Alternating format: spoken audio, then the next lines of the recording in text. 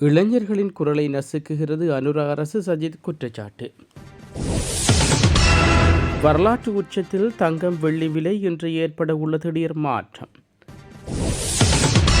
மீண்டும் QR முறைமை எரிபொருளை பதுக்கி வைத்திருப்பதற்கு விடுவித்துள்ள எச்சரிக்கை. ஓமா துறைமுகத்தை குறிவைத்து டோன் தாக்குதல், வெடித்துச் சிதறிய எண்ணெய் டேங்க். தொடரும் தட்டுப்பாடு, அரசின் அறிவிப்பு உண்மையானதா? எரிவாயு விநியோகத்தில் தொடரும் மர்மம் என்ன? சர்வதேச மோதல்களால் இலங்கைக்கு பாதிப்பு, நாமல் விசேட அறிக்கை. களுத்துறை கடலில் மூழ்கி மாணவர் மாயம், தேடுதல் பணிகள் தீவிரம்.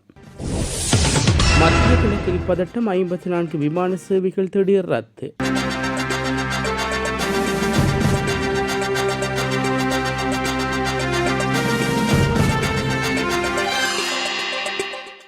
நாடாளுமன்ற குழுக்களில் இளைஞர்களுக்கு வழங்கப்பட்டிருந்த பிரதிநிதித்துவத்தை தற்போதைய அரசு நீக்கியுள்ளதாக எதிர்க்கட்சித் தலைவர் சயித் பிரேமதாச குற்றம் சுமத்தியுள்ளார். நாடாளுமன்ற துறைசார் மேற்பார்வை குழுக்களில் அங்கத்துவத்தை இழந்த இளைஞர்களை கொழும்பில் உள்ள எதிர்க்கட்சித் தலைவர் அலுவலகத்தில் நேற்று முன்தினம் சந்தித்த போதே அவர் இவ்வாறு குறிப்பிட்டுள்ளார். அவர் அங்கு மேலும் கருத்து தெரிவிக்கையில், அரகலாய மக்கள் போராட்டத்தில் முக்கிய பெறுபவராக நாட்டின் கொள்கை வகுக்கும் பணிகளில் இளைஞர்களின் பங்களிப்பு உறுதிப்படுத்தப்பட்டு நாடாளுமன்ற துறைசார் மேற்பார்வை குழுக்களில் அவர்களுக்கு வாய்ப்பு வழங்கப்பட்டது. இதன் மூலம் சுமார் 400 இளைஞர்கள் நாடாளுமன்ற குழுக்களில் உள்வாங்கப்பட்டு தமது கருத்துக்களை முன்வைக்க வழிவகை செய்யப்பட்டது. இருப்பினும் தற்போதைய அரசு ஆட்சிக்கு வந்த பின்னர் இந்த துறைசார் மேற்பார்வை குழுக்களின் எண்ணிக்கை குறைத்ததுடன் இளைஞர்களின் பங்களிப்பையும் முற்றாக நீக்கப்பட்டுள்ளது. போராட்டத்தில் பிரதான கோரிக்கையை நடைமுறைப்படுத்தி 2 ஆண்டுகள் நிறைவடையும் நிலையில் புதிய அரசு இந்த வாய்ப்பை பறித்திருப்பது பாரிய ஜனநாயக மீறலாகும். இளைஞர்களை இந்த குழுக்களிலிருந்து நீக்குவதற்கு ஐக்கிய மக்கள் சக்தி கடும் எதிர்ப்பு தெரிவித்த போதிலும் அரசு அதனை செவிமடுக்கவில்லை. நாட்டின் சனத்தொகையில் 25% கொண்டுள்ள இளைஞர்கள் தலைமுறையிற்கு கொள்கை வகுப்பதில் வாய்ப்பளிப்பது ஜனநாயகத்தின் கடமையாகும். இளைஞர்களின் குரலை நிராகரித்து ஒரு நாடு ஒருபோது முன்னேற முடியாது. எனவே இளைஞர்களுக்கு வழங்கப்பட்டிருந்த இந்த நாடாளுமன்ற பிரதிநிதித்துவத்தை மீண்டும் உடனடியாக வழங்குமாறு அரசாங்கத்தை தான் வலியுறுத்துகிறேன் என்று தெரிவித்துள்ளார். சர்வதேச எரிசக்தி விநியோகத்தில் மிக முக்கிய பங்கு வகிக்கும் ஹார்முஸ் நீரிணையை மூடும் திட்டம் ஈரானின் தற்போது இல்லை என அந்நாட்டு வெளிவிவகார அமைச்சர் அப்பாஸ் அராக்தி தெரிவித்துள்ளார். அல் ஜரீதா ஊடகத்துக்கு வழங்கிய விசேட செவ்வியின் போதே அவர் இந்த விடயத்தை குறிப்பிட்டுள்ளார். இதன்போது அவர் மேலும் தெரிவிக்கையில், ஹார்மூன் நீரிணையை மூடும் நோக்கம் தற்போதைய நிலையில் ஈரானுக்கு இல்லை என்று திட்டவட்டமாக கூறினார். இந்த கட்டத்தில் நீரிணையில் கப்பல் போக்குவரத்து இடையூறு விளைவிக்கும் வகையிலான எந்த ஒரு திட்டமும் ஈரானிடம் இல்லை எனவும் அவர் சுட்டிக்காட்டியுள்ளார். நாட்டின் பெரும்பாலான பகுதிகளில் எதிர்வரும் 36 மணித்தியாலங்களுக்கு பிரதானமாக வறண்ட வானிலை நிலவக்கூடும் என வளிமண்டல திணைக்களம் எதிர்ப்பு கூறியுள்ளது. வளிமண்டல திணைக்களம் வெளியிட்டுள்ள புதுப்பிக்கப்பட்ட அறிக்கையில் இந்த விடயம் குறிப்பிடப்பட்டுள்ளது. அதன்படி அதிகாலை வேளையில் நாட்டின் பல பகுதிகளில் பனிமூட்டமான நிலை காணப்படலாம் என்றும் தெரிவிக்கப்படுகிறது. அத்துடன் மேல் சப்ரகம, மத்திய, தென் மற்றும் வடமேல் மாகாணங்களிலும் அனுராதபுரம் மற்றும் வவுனியா ஆகிய மாவட்டங்களில் பனிமூட்டமான வானிலை நிலவக்கூடிய சாத்தியப்பாடு காணப்படுவதாக குறிப்பிடப்படுகிறது. இதன் காரணமாக அவ்வாறான பகுதிகளில் அதிகாலை வேளையில் வீதி போக்குவரத்து பணிகளில் ஈடுபடும் போது பார்வைத்திறன் குறைவாக இருக்கும் என்பதனால் பொதுமக்கள் மற்றும் வாகன சாரதிகள் தேவையான முன்னெச்சரிக்கை நடவடிக்கைகளை மேற்கொள்ளுமாறும் அறிவுறுத்தப்படுகின்றார்கள். சர்வதேச ரீதியில் நிலவும் மோதல் போக்குவரத்து இலங்கையில் ஏற்படக்கூடிய தாக்கங்கள் குறித்து ஸ்ரீலங்கா பொதுஜன பிரமுனையின் தேசிய அமைப்பாளர் நாமல் ராயபக்ச விசேட அறிக்கை ஒன்றை வெளியிட்டுள்ளார். அமெரிக்கா, இஸ்ரேல் மற்றும் ஈரான் ஆகிய நாடுகளுக்கிடையே தற்போது நிலைவரும் பதட்டமான சூழல் குறித்து கருத்து வெளியிட்டுள்ள அவர், வல்லரசு நாடுகளுக்கு இடையிலான ஒவ்வொரு மோதலில் அதிர்வையும் இலங்கை போன்ற சிறிய நாடுகள் உணர்கின்றன என்று சுட்டிக்காட்டியுள்ளார். சர்வதேச ரீதியில் வர்த்தகம், எரிசக்தி மற்றும் விநியோக கட்டமைப்புகள் ஏற்படும் பாதிப்புகள் இலங்கையின் வாழ்வாதாரம், சந்தை நிலவரம் மற்றும் அத்தியாவசியமான சேவைகளின் நேரடி தாக்கத்தை ஏற்படுத்தும் என்றும் அவர் குறிப்பிட்டுள்ளார். இலங்கையில் கடந்த கால யுத்த அனுபவங்களை நினைவு கூர்ந்த நாமல் ராயபக்ச வன்முறையில் அனைத்து வடிவங்களையும் தாம் வன்மையாக கண்டிப்பதாகவும் பேச்சுவார்த்தை மற்றும் ராஜதந்திர ரீதியான தீர்வுகளை நிரந்தர அமைதிக்கு வழிவகுக்கும் என்றும் தெரிவித்துள்ளார். மேலும் சர்வதேச நெருக்கடியினால் ஏற்படக்கூடிய அபாயங்களை கணித்து அவசர கால திட்டங்களை அரசாங்கம் வலுப்படுத்த வேண்டும் எனவும் அவர் மேலும் வலியுறுத்தியுள்ளார். குறிப்பாக வெளிநாடுகளில் வசிக்கும் இலங்கையர்களின் பாதுகாப்பிற்கு முன்னுரிமை அளிக்கப்பட வேண்டும் என்றும் அவர் கோரிக்கை விடுவித்துள்ளார். பிராந்திய ரீதியிலான ஸ்திரத்தன்மை மற்றும் பாதுகாப்பை உறுதிப்படுத்த கலந்துரையாடல்களை ஊக்குவிப்பதே சிறந்த வழி எனவும் நாமல் ராயபக்ச தனது அறிக்கையில் மேலும் குறிப்பிட்டுள்ளார். புலச்சிங்கள நகரில் அமைந்துள்ள எரிபொருள் நிரப்பு நிலையத்தில் எரிபொருளை பெற்றுக் கொள்வதற்காக நேற்று காலை தொடக்கம் பொதுமக்கள் நீண்ட வரிசையில் காத்திருப்பதாக செய்தியாளர் தெரிவித்துள்ளார். நேற்று காலை தொடக்கம் எரிபொருளை பெற்றுக் கொள்வதற்காக மக்கள் நீண்ட நேரம் வரிசையில் காத்திருந்து எரிபொருட்களை பெற்றுச் செல்வதாகவும் அவர் குறிப்பிட்டுள்ளார். தொடர்ச்சியாக நிலை வரும் இந்த நீண்ட வரிசை காரணமாக அந்த பகுதியின் போக்குவரத்து நடவடிக்கைகளிலும் சிறு பாதிப்பு ஏற்பட்டுள்ளது. இந்நிலையில் தமக்கு தேவையான எரிபொருட்களை தடையின்றி வழங்குவதற்கு அதிகாரிகள் நடவடிக்கை எடுக்க வேண்டும் எனவும் பொதுமக்கள் கோரிக்கை விடுவித்துள்ளார்கள். நாட்டில் தேவையற்ற முறையில் எரிபொருட்களை பதுக்கி வைத்திருப்பவர்களை கண்டறிவதற்காக போலீஸ் மற்றும் புலனாய்வு பிரிவினை உள்ளடக்கிய விசேட சோதனைகள் ஆரம்பிக்கப்பட்டுள்ளன. தேவையில்லாமல் எரிபொருட்களை பதுக்கி வைத்திருப்பவர்கள் கைது செய்ய போலீஸ் மற்றும் புலனாய்வு அமைப்புகள் நடவடிக்கை எடுக்க தொடங்கியுள்ளன. குறிப்பாக விதிமுறைகள் மீறும் நிலையங்களில் எரிபொருட்கள் விநியோக உரிமைகளை ரத்து செய்யவும் நடவடிக்கை எடுக்கப்படும் என்று மேலும் எச்சரிக்கப்பட்டுள்ளது. பொதுமக்கள் எரிபொருட்களை சேமிக்க தொடங்கினால் மட்டுமே மீண்டும் QR குறியீடு முறை அறிமுகப்படுத்தப்படும் எனவும் எரிசக்தி பிரதி அமைச்சர் முகமது இலியாஸ் முகமது அக்ராம் தெரிவித்துள்ளார். விசேட அறிக்கை ஒன்றை வெளியிட்டுள்ள அவர், நாட்டில் தற்போது போதுமான அளவு எரிபொருள் கையிருப்பு உள்ளதால் பொதுமக்கள் அச்சமடைய தேவையில்லை என்று உறுதியளித்துள்ளார். QR முறை மக்களுக்கு தேவை அதிகமான எரிபொருட்களை சேர்க்க தொடங்கினால் விநியோகத்தை முற்றாக நிர்வகிக்க மீண்டும் QR நடைமுறையை நாட வேண்டி இருக்கும் என்றும் அவர் குறிப்பிட்டுள்ளார். செயற்கையான தட்டுப்பாடுகளை உருவாக்குவதை தவிர்க்குமாறும் பொறுப்புடன் செயல்படுமாறும் பிரதியமைச்சர் பொதுமக்களை வலியுறுத்தியுள்ளார். களுத்துறை கட்டுக்குறைந்த கடற்பரப்பில் நீராடச் சென்ற பாடசாலை மாணவர் ஒருவர் ராட்சத அலையில் சிக்கி இழுத்துச் செல்லப்பட்டு மாயமாகியுள்ளார் என்று களுத்துறை தெற்கு தலைமையக போலீசார் தெரிவித்துள்ளார்கள். மொரட்டுவை புனித செபஸ்தியான் கல்லூரியில் உயர்தரத்தில் கணித பிரிவில் பயின்று வரும் களுத்துறை நோகடை பகுதியைச் சேர்ந்த லிஷாந்த் தேவகமிகை என்ற 17 வயதுடைய மாணவரை இவ்வாறு மாயமாகியுள்ளார்.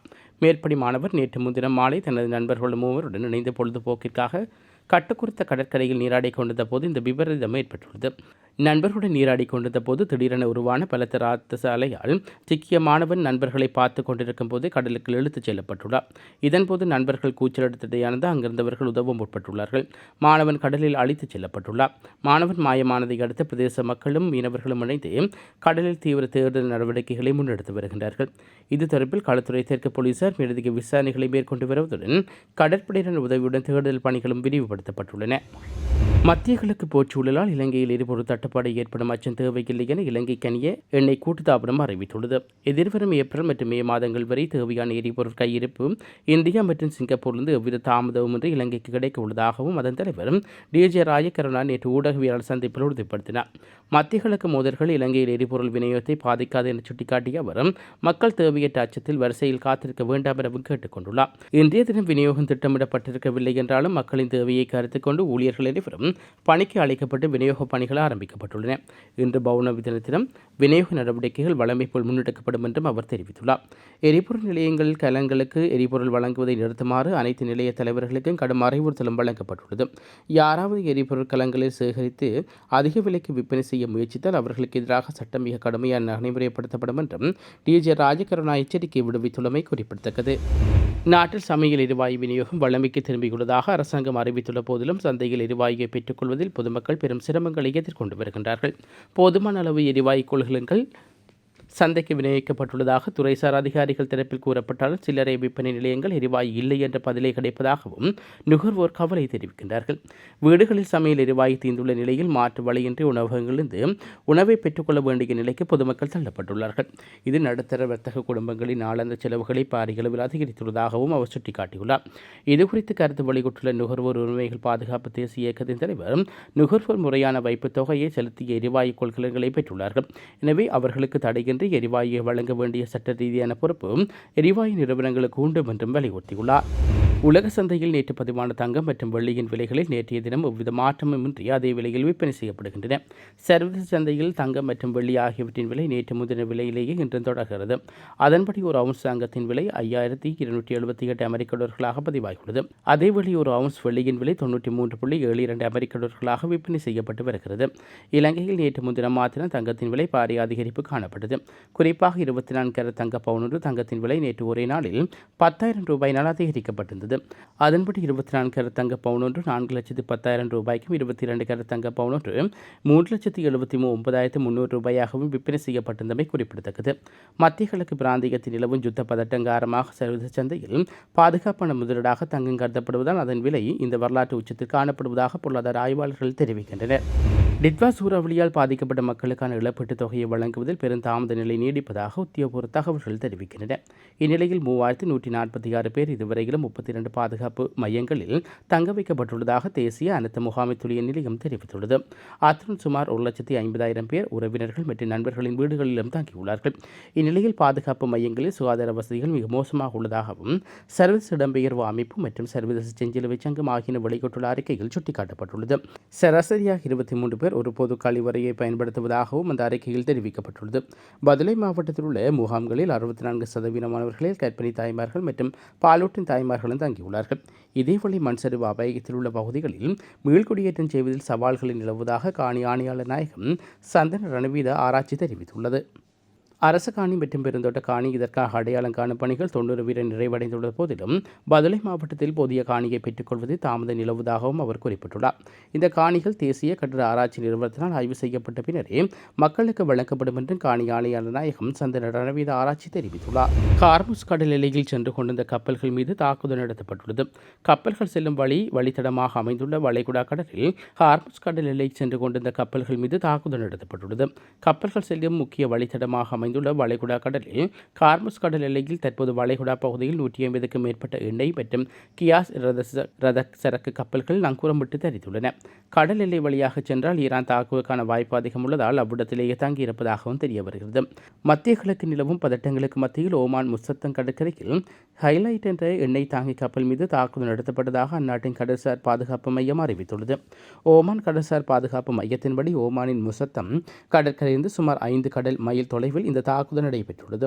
மேற்கு பசிபிக் பெருங்கடலில் உள்ள சிறிய தீவு நாடான பலாப் தேசிய கொடி பறக்க விட்டதாகவும் தெரிவிக்கப்படுகிறது. பலாப் மாநிலத்தின் கொடியில் கீழ் பயணித்த கப்பலில் இருந்த 20 பணியாளர்களும் பாதுகாப்பாக வெளியேற்றப்பட்டுள்ளனர். அவர்களில் 4 பேர் காயமடைந்துள்ளார்கள் என்றும் ஊடக அறிக்கை மேலும் கூறுகிறது. இதுபோன்ற செய்திகளை தெரிந்து கொள்ள யாழ் டிவி நியூஸ் சேனலை சப்ஸ்கிரைப் செய்து அருகே இருக்கிற பெல் பட்டனையும் கிளிக் செய்து கொள்ளுங்க. மேலும் இதுபோன்ற செய்திகளை உடனுக்குடன் தெரிந்து கொள்ள யாழ்தேவி.com எனும் இணையதளத்தின் வாயிலாக எங்களோடு இணைந்து கொள்ளுங்கள்.